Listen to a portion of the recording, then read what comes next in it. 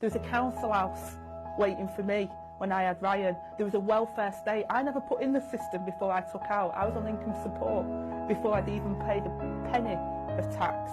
Thank you to the taxpayers of the UK. Welcome to Britain Fights Back. Hope you're all doing well, and thanks for tuning in. Something doesn't smell right. Reports emerged over the weekend. The infamous Ashton-under-Lyne MP, Angela Rayner, also known as the Ginger Growler, had bought an £800,000 posh apartment in Hove, on the south coast of East Sussex. Not bad for a girl that left school with more babies than A-levels, GCSEs, or even a home economics certificate. I've heard this purchase being described as Rayner's third home, although one of these properties is a Grace Anne Favour apartment at Admiralty House, in Whitehall, a ministerial residence which the Deputy Prime Minister can use as her private London home. Everything is paid for by the British taxpayer. Even the 2 beds costing £7,000 she ordered for her government flat were paid for by you and I. So imagine my surprise when, reportedly, Rayner has now claimed she'll be using the Hove property as a base while working in London, despite the seaside town being more than 50 miles from Westminster.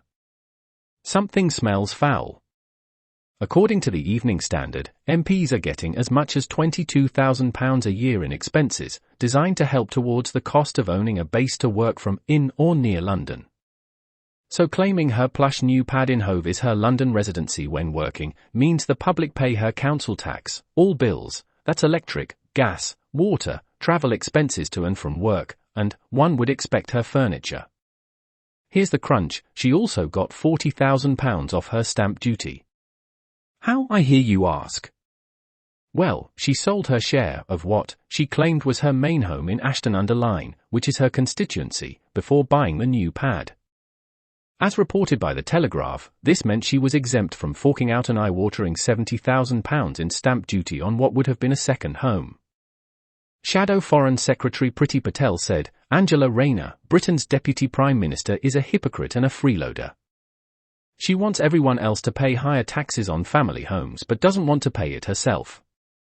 It's understood Rayner instead coughed up the much lower figure of £30,000.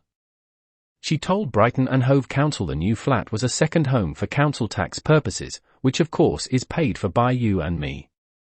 But that doesn't make sense. If that's her second home, why and how did she get £40,000 off her stamp duty? She can't have it both ways. From where I'm standing, the British taxpayer appears to be paying for all her homes, all her bills, and possibly all the furniture. Do let me know if I've got anything wrong, Ms. Rayner.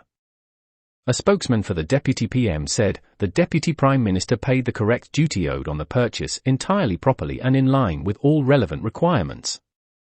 Any suggestion otherwise is entirely without basis. Yes, but we see you, Rayner, and what we see is a hypercritical grifter. What's your take on this? Is she a scrounging hypocrite or just very clever? You can leave your comments in the box below and become part of a fast-growing community. Until next time, I'll just say, stay calm, stay safe, and we'll chat again soon.